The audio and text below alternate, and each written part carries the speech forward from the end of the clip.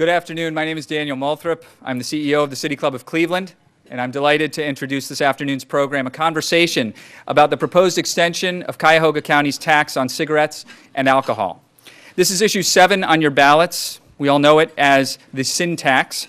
For almost 25 years, this tax has supported debt payments on Cleveland's 3 major league sports facilities: the Indians' Progressive Field, the Cleveland Cavaliers' Quicken Loans Arena, and the Cleveland Browns' First Energy Stadium.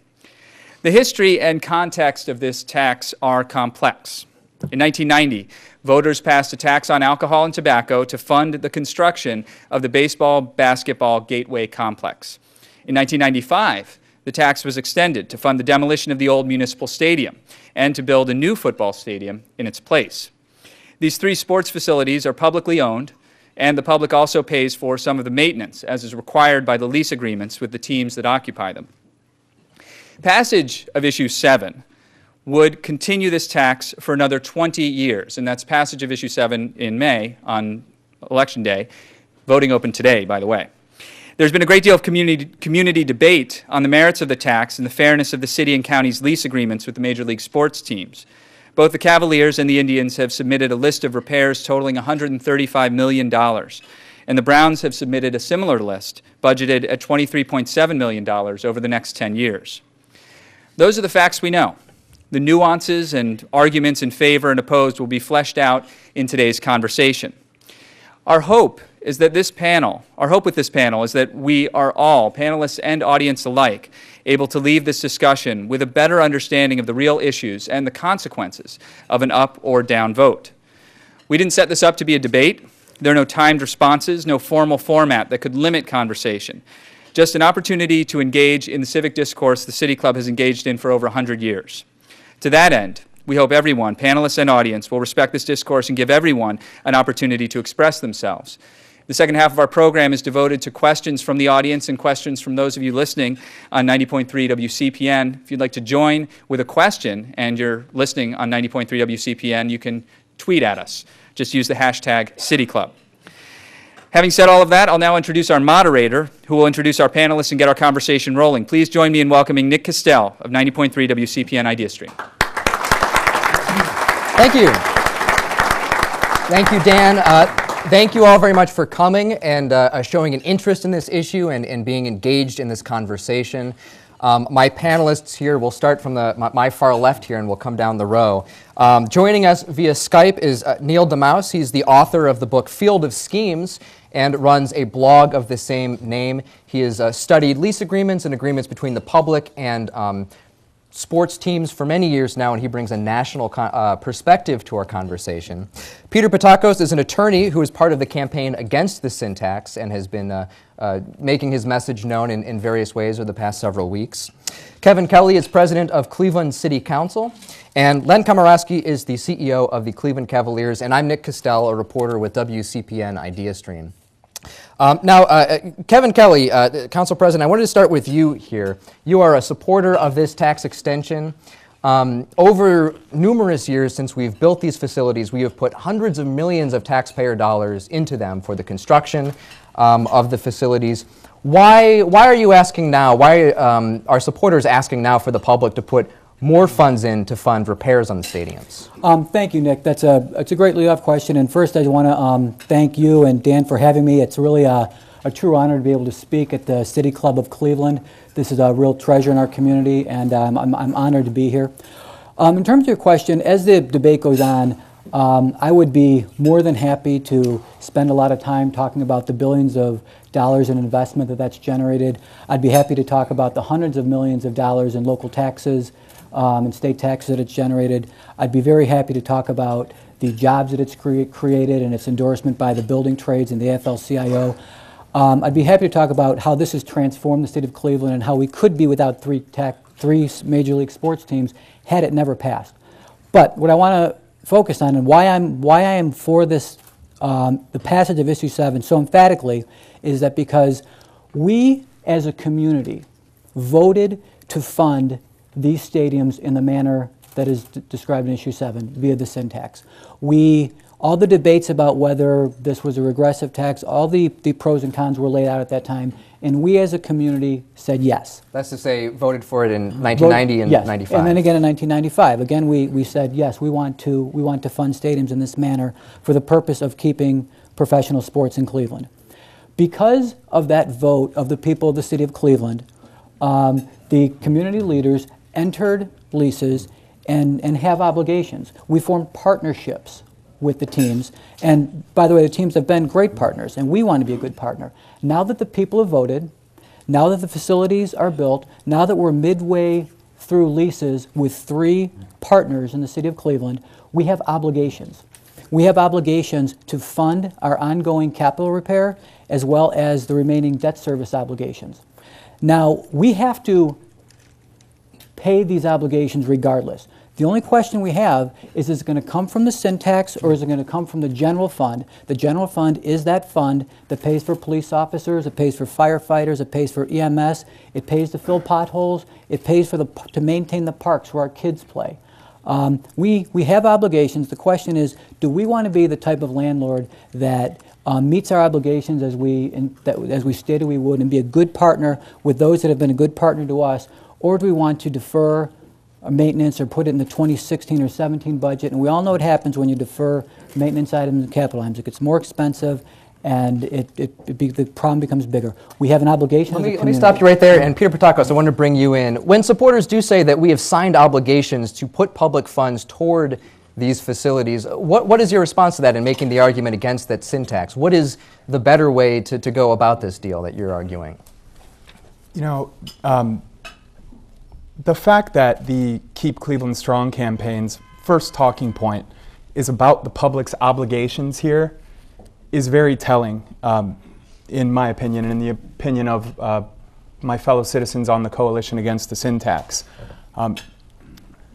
They want to tell us all about our obligations to them, to these billionaires who take presumably millions, if not tens of millions of dollars of profit out of these teams every year. And we don't really know because they won't tell us. So they talk about our obligations. What they don't tell us is exactly what those obligations are, except in the vaguest of terms. They don't tell us how the sin tax revenues will be applied to satisfy those obligations. We have a basic idea, but again, these are only in vague terms. There is no agreement right now about how the sin tax revenues will be used to satisfy the public's obligations. And finally, third, they don't tell us why the sin tax, which is a tax only on Cuyahoga County residents that falls disproportionately on smokers who overwhelmingly turn out to be the young, the uneducated, and the poor, why that's the best way to do it. But what they do tell us is that we are going to be threatened with cuts to the general fund or a hit to the general fund if we don't approve this sin tax. Now, this is not only our civic leaders, but also these team owners, these billionaires, partners, our partners, telling us that if they don't get every penny of this, 290 million or whatever it's going to be, that we're the ones that are going to have the screws put to us, that we're the ones who are going to suffer. And again, they do this without opening their books, without the public having the first clue how much profit they're taking out of these things. It's like, keep Cleveland strong. Oh, okay, here, keep Cleveland strong. I want to get back to that point in a second, but first I want to go to Neil deMause and ask, you've got the national perspective on this. You've been looking at lease agreements throughout the country. This particular arrangement that we've got, where a sin tax is paying for first debt payments on the stadium, and if it's extended would pay for upgrades and other repairs to the stadiums that we've got. How does that compare to agreements that teams have in cities all over the country? It's not that unusual.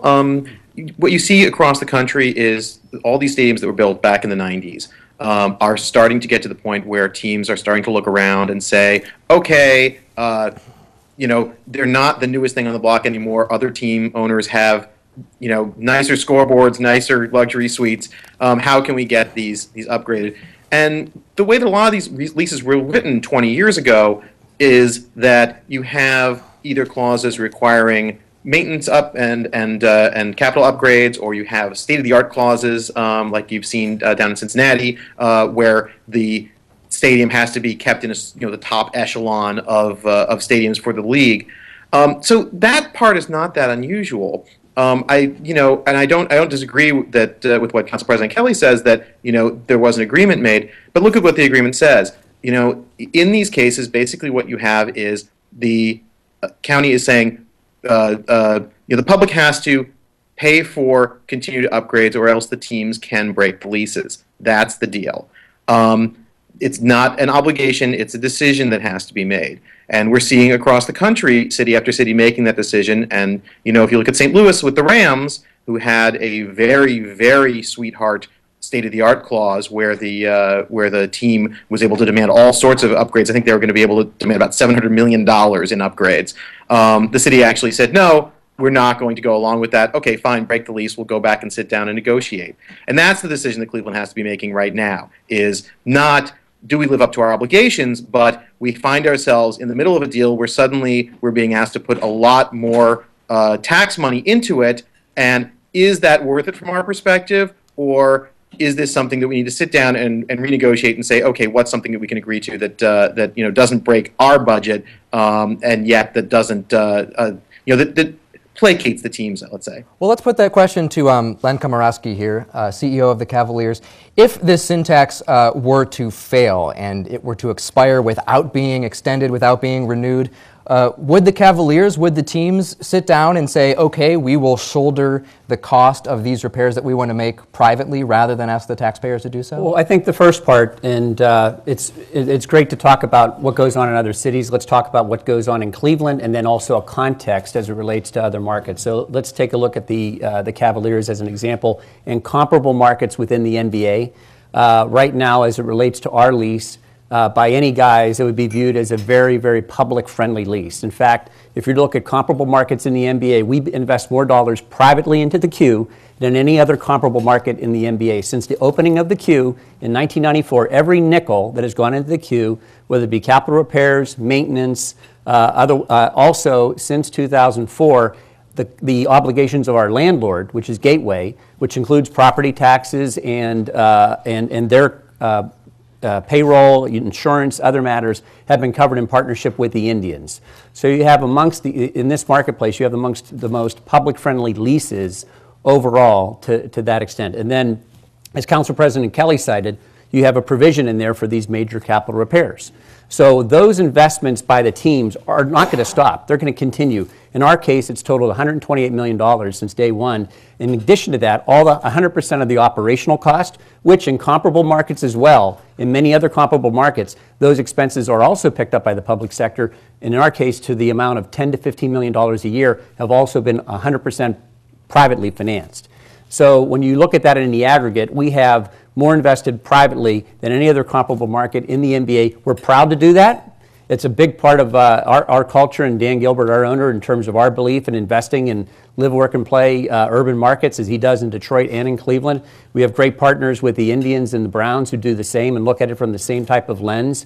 And as you look at this, there's a specific element, as Council President Kelley talked about, for major capital repairs, whether it be the roof or elements of that nature, that would be been able to be handled through the syntax as a vehicle to be able to do that. Right, the agreement is if the capital repair is $500,000 or more, correct, you look to the public to correct. Fund that. But that, I just want to note that our investment in the queue, in terms of the millions of dollars a year, would continue regardless of that. But for that item, that is, as Council President Kelley can answer much better, is a public obligated item in the lease, and you need to look at these leases in the aggregate. You can't pick out one item and say, here's a certain item, in this market they're doing something differently or that. You have to look at the leases in total, and when you look at the leases in total and compare it to our counterparts around the league, and the same with our partners, say, when you look at the Indians and the Browns as well, I think the public sector has done extremely well in being responsible stewards for the public sector and creating responsible partnerships with the teams. But if the syntax were to go down at the ballot, when you sit down at the negotiating table with the City of Cleveland or with Gateway, would you say we still expect you to foot the bill for these capital repairs and investments? We have great partners. Every discussion we have with our partners is, we're honoring every aspect of our lease, and they've indicated nothing otherwise from themselves. I want to bring Council President Kelley in here. Some opponents of this sin tax have said that they've pointed out that the leases have been renegotiated earlier in the 2000s, and some would say to the benefit of the public. Is it possible to do that again? Let me just take a step back just to make sure that we're talking about the same subject. First of all, the obligation isn't to billionaires. It's to the facilities that we own. The leases and the needs are publicly known. The leases are publicly available. The City of Cleveland, the Cleveland City Council authorized the Jackson administration to engage URS to do a detailed engineering study of the capital needs of the Cleveland Browns Stadium going forward. The Indians and the Cavs have presented a very detailed list of capital needs, and it's not state-of-the-art stuff. It's boilers, it's roofs, it's concrete. It's things that you need to maintain a public facility. So as long as you understand those are the obligations that we have, to answer your question, the short answer is I don't know, but I do want to stress that we are in the middle of the lease term of both of them. The renegotiation that you're speaking of in 2004 occurred because Gateway could not, they would have been bankrupt. They could not meet their obligations. Their backs were to the wall, and the team stepped up, and I think this should be the team's credit. They stepped up and renegotiated leases that were more favorable to the public. And I would say that since I've spent time on this issue and educating myself on this, while you can pick out a lease term that you don't like in any one of these three leases, and you can demagogue that one issue, generally speaking, if you plot this on the national landscape, these three leases are generally publicly friendly.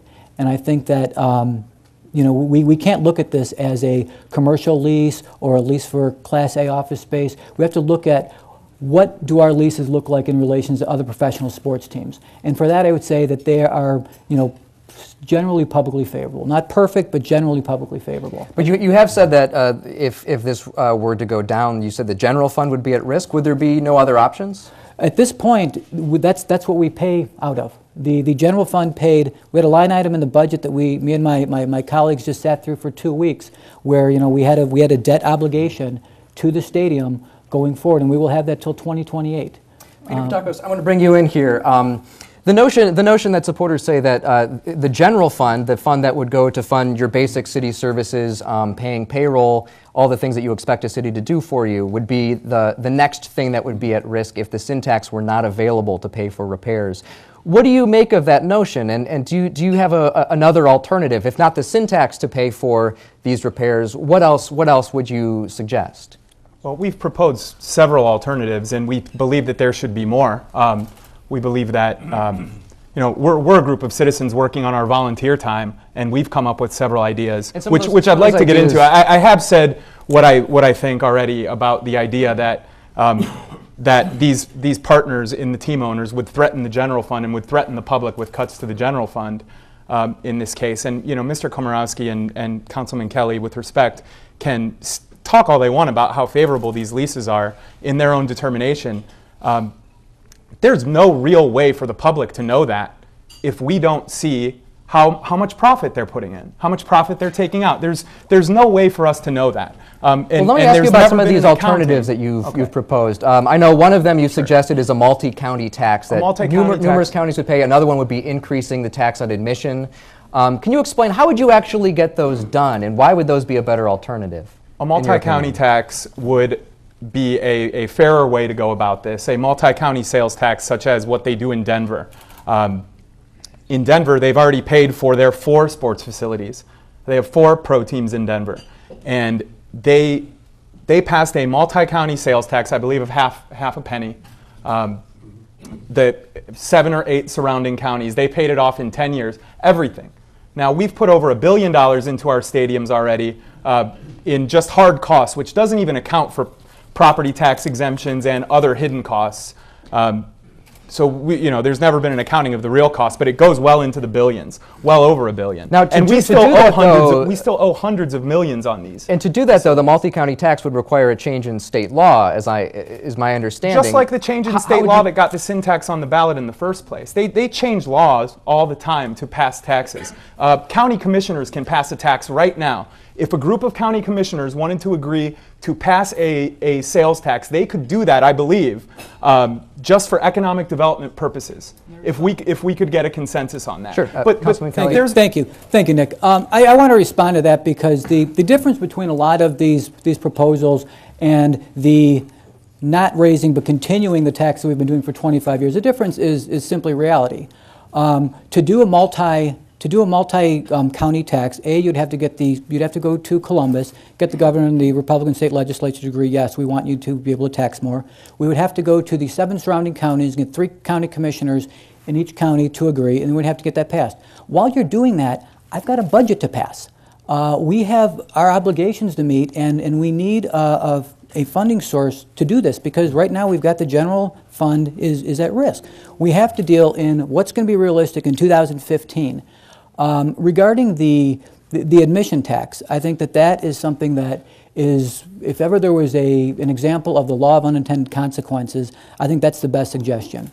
If you raise prices on tickets, I mean, it fails for a couple reasons. First of all, many people enjoy the games that aren't in the stadiums. People that watch on TV, people that listen on the radio.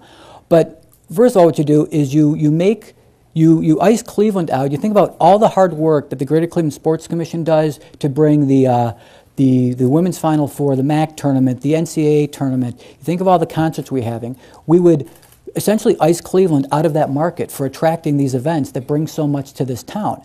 It just is something that, and another thing, I want Len to talk more about that because he's got firsthand knowledge. But if you're against regressive taxes, then you have to be against regressive taxes, whether it's 1 county or 7 counties. If you're against regressive taxes, you have to be against an admission tax because it's regressive. If you add, whatever the number is, $5 to a ticket, in the city of Cleveland, it's a kind of a tradition. A family of 4 can still go to, I know there's high-end seats, but there's bleacher seats, we'll call them nosebleed seats. You can go to a game. A family can go to a game. If you start you put $5 onto my tickets, I'm a family of 7, that's $35. I'm getting to the point where I'm out of the market. Before we get to this point, I do want to go to Neil deMause and ask you, on this point of, if the public does not, suppose the public does not like the idea of putting taxpayer funds toward stadiums that are, the stadiums that house our sports facilities. You've written nationally about sports deals in Field of Schemes, your book and your blog. In your opinion, is voting no on this sin tax a road toward getting a better deal, or is it a road toward opening up the public to possibly paying out of the general fund or finding another way to pay for it? Well, you have to separate out the 2 different things, right? One is how are you going to raise money if you're going to raise money through a sin tax, through a multi-county tax, through the general fund, through whatever. And the other is what you do with the money. I feel like we're being backed into a corner here with the idea of, well, we've got to pay for it somewhere. Somehow, the sin tax is the easiest thing to do because we can do it just by going before voters, and it's a simple process. So, let's get this done. And I can't stress enough, I don't think that that's the decision that's being made here. Going back to what's being said earlier about, the leases and how it compares to other teams, one of the problems with sports leases in general is the bar is so very low. I mean, no matter what you did, if you took a bucket of $20 bills and dumped it over the heads of the executives for all the local sports teams, it still wouldn't be as lucrative as, say, what Indiana has done for the Pacers, right? Where they got a free arena, they get free rent, and they get their operating expenses paid. So it's not necessarily a question of comparing it to what other team owners are getting. It should be a matter of comparing it to what people in Cleveland think is fair. Well, can I ask you the question then of what do you think is the question before us then, if not what was initially posed to you there? I think what the question before us is, if voters decide they do not want to fund the sin tax, okay? Which, again, regardless of what the money is being used for, if they decide that they don't want to approve that, then what happens? And I think what we've heard here is that the owners of the teams would then be free to break their leases. And then what happens? I think that's a very interesting question. You know, do the teams threaten to move? It's a very different situation than what the Browns faced 20 years ago. You know, baseball and basketball are much more tied to market size and cable market size. There are not a lot of baseball and basketball markets open there. I'm certainly not saying, oh, you know, we should just tell the teams go and lump it and if you don't like it.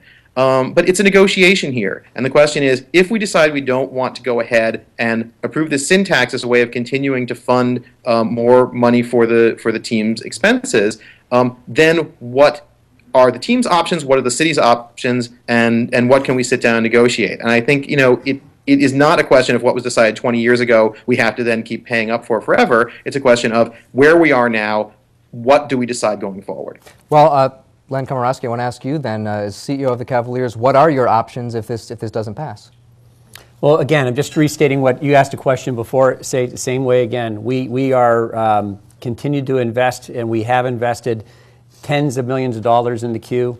We're very proud in terms of our role in the marketplace, and Dan Gilbert has invested certainly hundreds of millions of dollars in Cleveland to help make it a vibrant live, work, and play 24/7 city. We're going to continue to honor our lease obligations. We have great partners who have indicated they're going to continue to do the same. We expect that there's no other situation would occur otherwise. Nick, I just wanted to make a comment on what Mr. Mouse said, and I did have the pleasure of reading his book before I came here. And he did make the distinction in terms of one that I think is important, is that in Cleveland, as opposed to Baltimore, which he led off with, the county commissioners could have put a sales tax on the ballot, but they didn't. They chose to bring it to the people of Cuyahoga County to vote, and we vote on this matter. And then, yes, indeed, it is now, you know, that is the decision that was made, and we built these facilities. But I would just suggest that we are midterm with would have been very successful projects by the city of Cleveland. It's not just so easy to open up a lease. Midterm with something you agreed upon, you agreed upon it 20 years ago, suddenly it doesn't matter.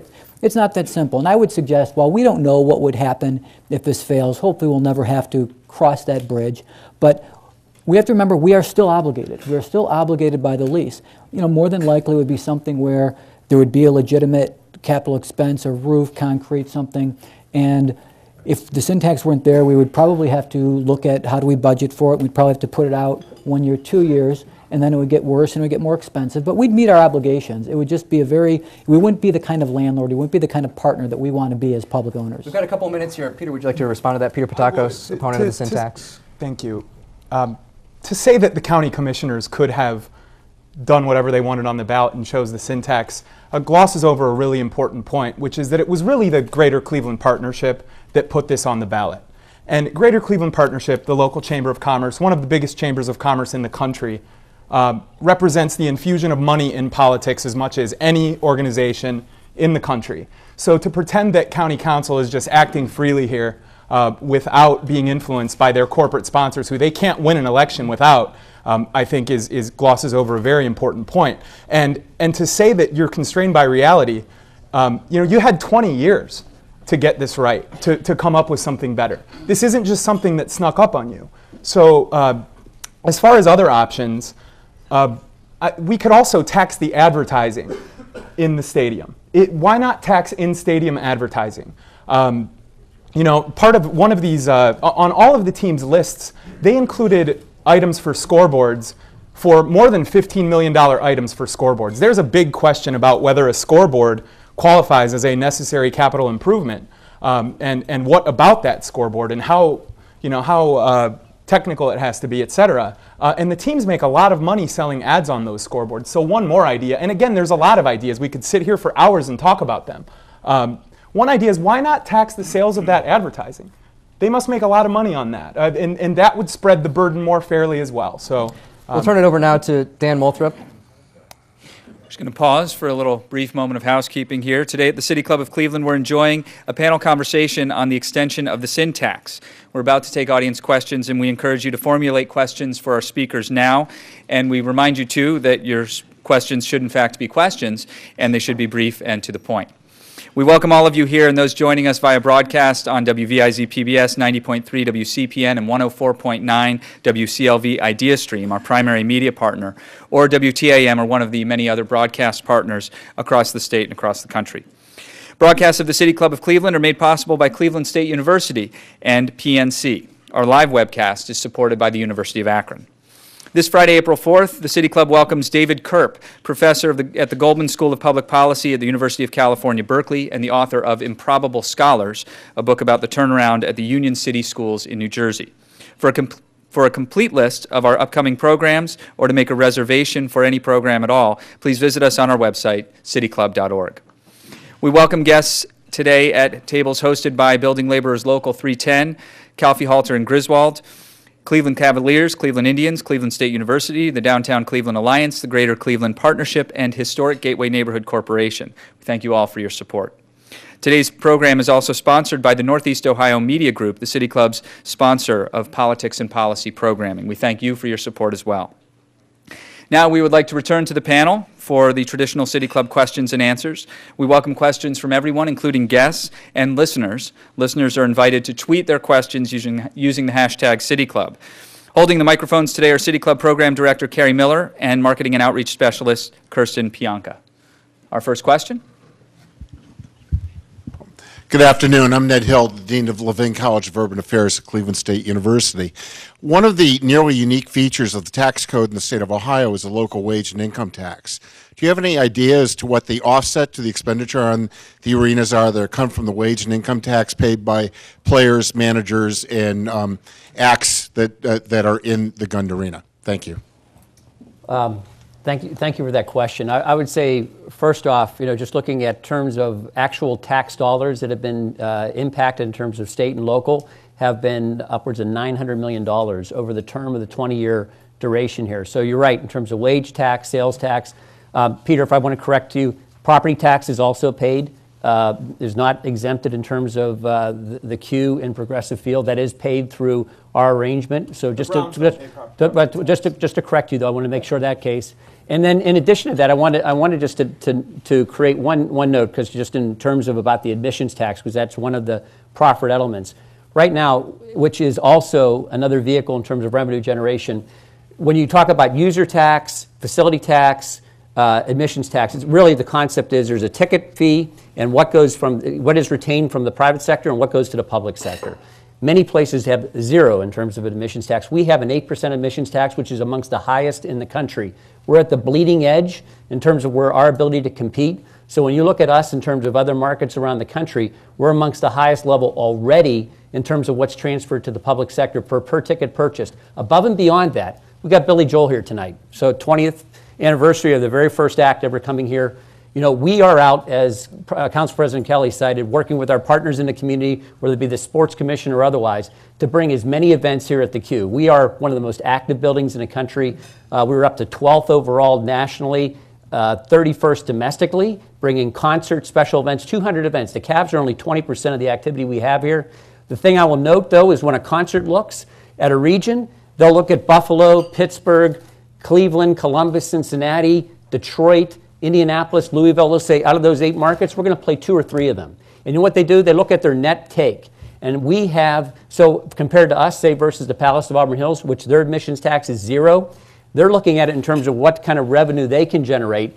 The law of unintended consequences Council President Kelley was talking about is when you add that burden even further, we'll go from 25 concerts down to a handful. And then the revenue generation over the whole community loses out, and our restaurateurs lose out, our hoteliers, and the vibrancy and the $700 million of economic development we had occur in Gateway, in what was the most desolate area of town, and what's emanated from that. So we have to, when you're putting out these aspirational other ideas, I think as Council President Kelley cited, really it's a matter of looking in reality. When you look at the sin tax as an alternative, a tax that's been working for 25 years in partnership, and by the way, it's an excise tax, so over time, it's actually decreased, because that $0.50 for a beer, no one would argue that $0.50 is worth less now than it was in 1990, and by the way, it'll be worth less 10 years from now, 15 years, 20 years from now as we go forward.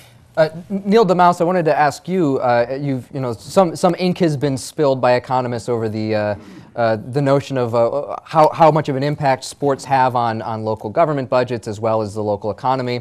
What do you make of the notion that although the public is subsidizing construction or repairs, they're making some of that money back in wages and sales tax and all the other things that are taxed as part of the activity that comes around the stadiums? I mean, yes, obviously sports teams pay taxes, as all businesses pay taxes and as all residents pay taxes.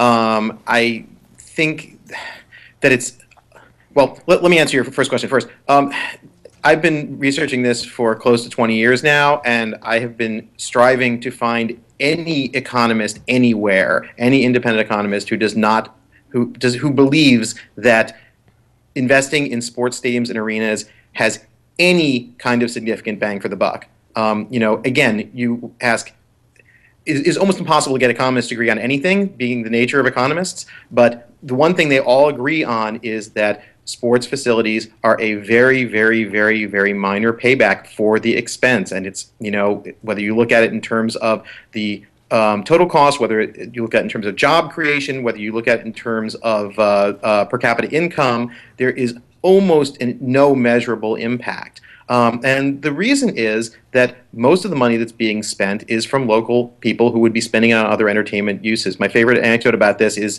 in 1994 when baseball went on strike and suddenly the Toronto Blue Jays shut down, and the CBC, I think it was, went around Toronto and talking to local restaurant owners and comedy club owners saying, how is this affecting your business? And they said, oh man, it's great. Things have never been better because people are spending money on other things.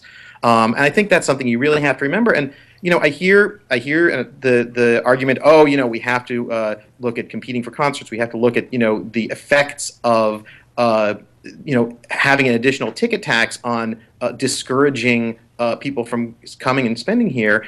It's ironic when we're talking about a sin tax, which in itself is going to have a depressing effect on spending, yes, on alcohol and cigarettes, which you may consider to be a public health benefit, but it's certainly an effect on the economy. Whenever you have a local tax, there is some effect. You can't look at these things in a vacuum.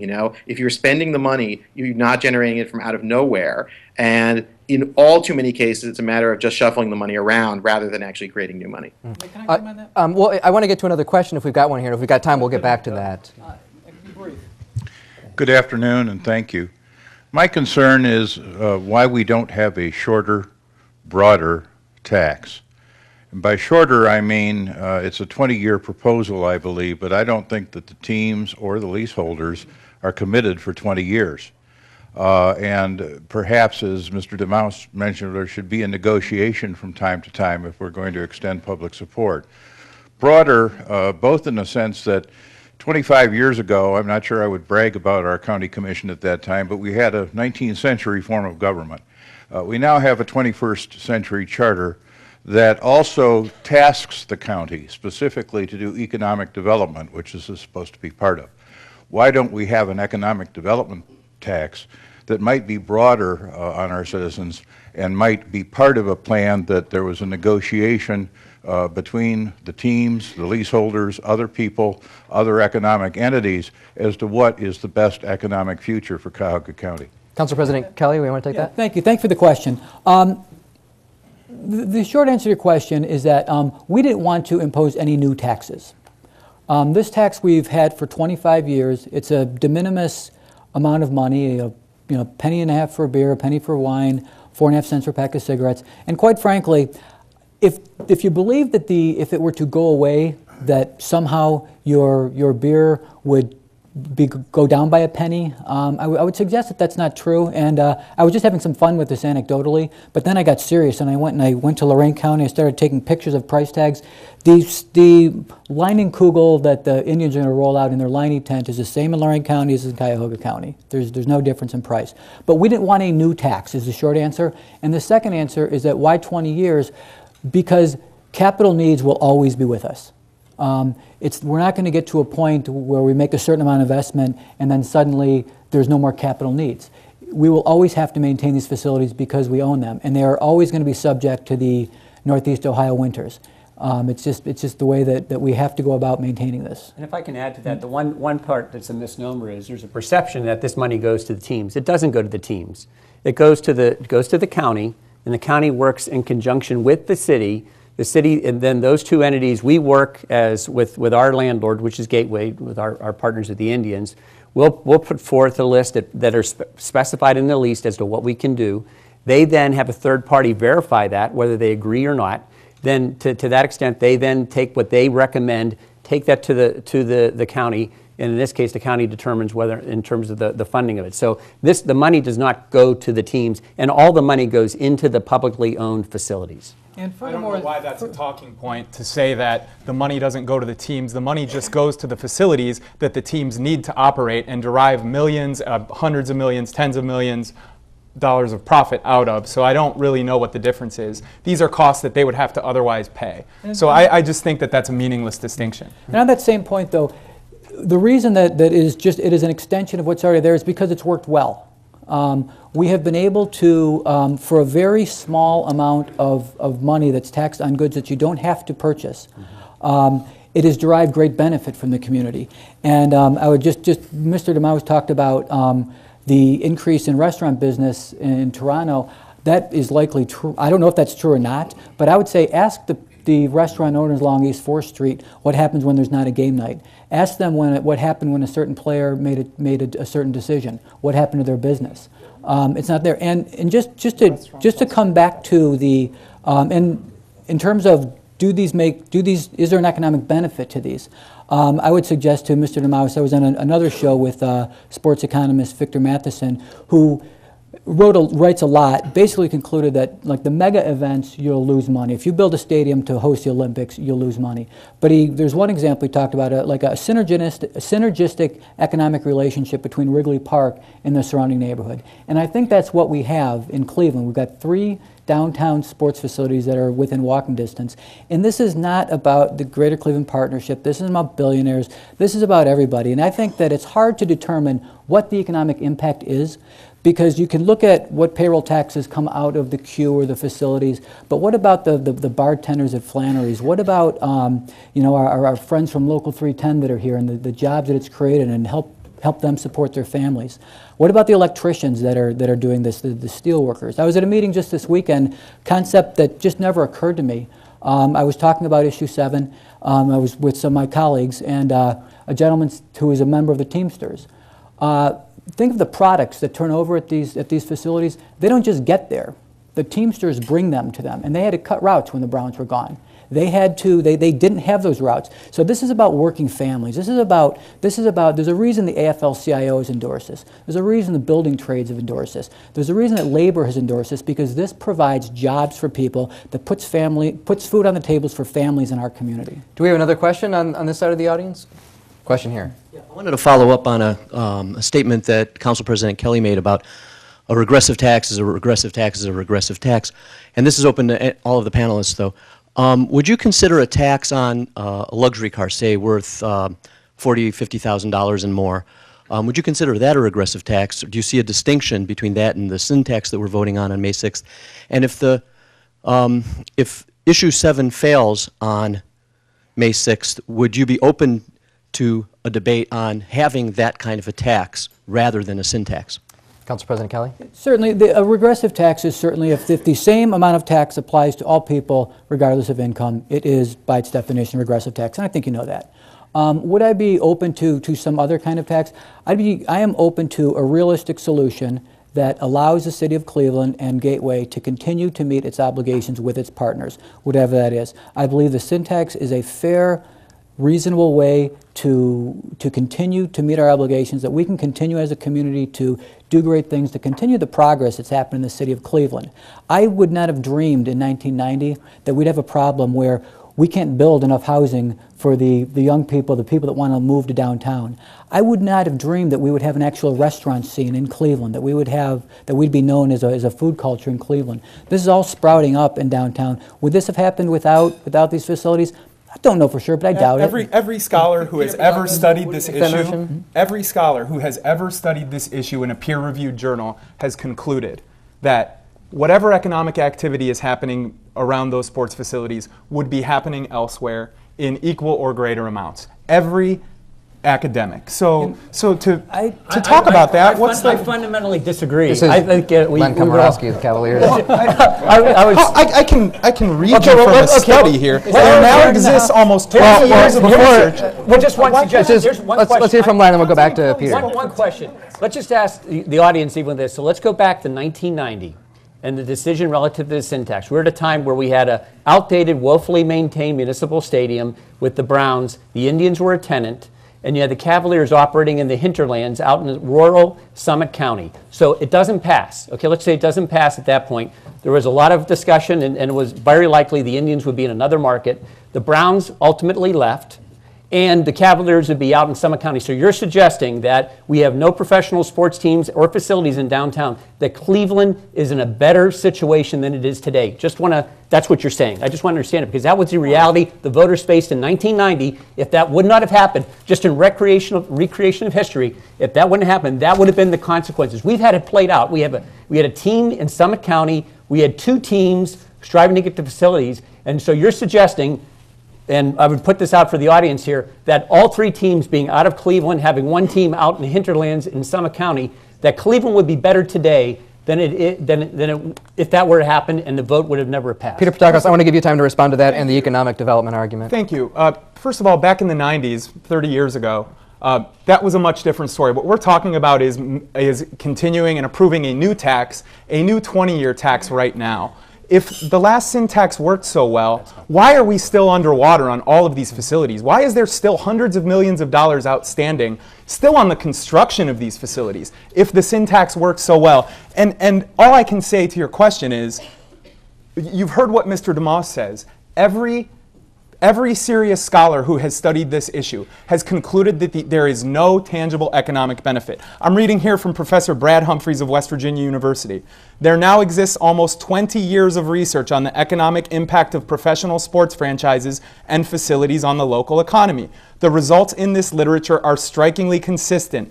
No matter what cities or geographical areas are examined, no matter what estimators are used, no matter what model specifications are used, and no matter what variables are used, articles published in peer-reviewed economics journals contain almost no evidence that professional sports franchises and facilities have a measurable economic impact on the economy. Now, of course, there will be more people going to the restaurants, buy Quicken Loans Arena, and buy those facilities if they're there than if they're not. That doesn't mean that the region or the city is damaged if those facilities aren't there. But the real point is those facilities are still going to be there. They're not going anywhere. The teams are not going to leave. So what's the point? Peter, I'm suggesting your fundamental point was if the teams weren't here and the facilities were there, that the economic impact and vitality of downtown would be equal to or greater than if they weren't here. I'm suggesting otherwise. I'm suggesting looking at the a little diverse. It might look a little different. Okay, so it's like we have the beauty of It's a Wonderful Life. We have the gift of seeing what Cleveland could have been and what it has become.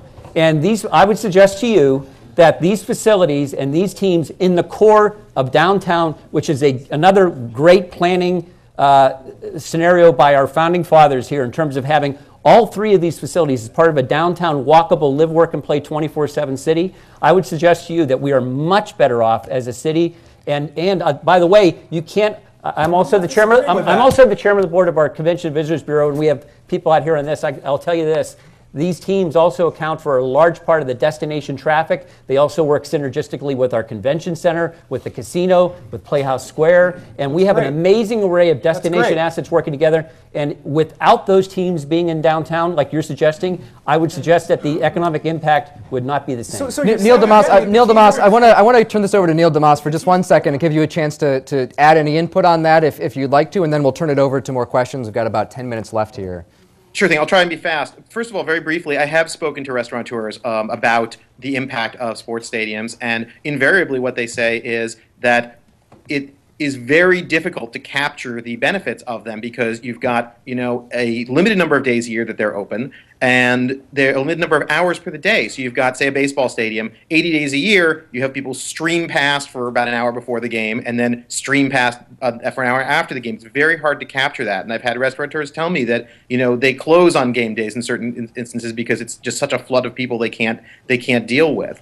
And in any case, obviously, people, hey, I'm telling you what they've said. I'm telling you what they've said, specifically for football because it's very, very difficult. There are obviously. I'm sorry. Could you just repeat what we couldn't hear the past 2 or 3 seconds we just heard from there. Could you just repeat that sentence that you were in? Okay. What I'm trying to say is that the obviously the sports bars, say across the street from a stadium, are going to do better if there is a game going on. I'm not arguing that, but as we discussed before, it's about the impact on the entire city, okay? So if people are spending money in one restaurant and not in another restaurant, that may be a benefit to that one restaurant, but it's not a benefit to the city overall, okay? The other point we were just talking about in terms of, let me just leave it there because I want to keep it short. Okay, Well, are there other questions if we can? A very, very quick one is we're asking people across the nation. I don't know your guy from Georgia. Why don't we ask people locally? Why don't we ask Ari Marin if they would have built if East 4th Street would be what it was without these stadiums? Why don't we? And I'm just saying, and it's not just sports bars. Red Steakhouse is not a sports bar. Lola is not a sports bar. House of Blues is not a sports bar. But somehow they seem to have made this work. Okay, we got a couple minutes left here. Got a question here on the right. Hi, I guess my question is probably most properly directed to Mr. Pattakos. My understanding, going back to some of the conversation earlier, is that even though the teams don't own the facilities, they've spent over $350 million in the operations, maintenance, and repair of the venues that we're talking about.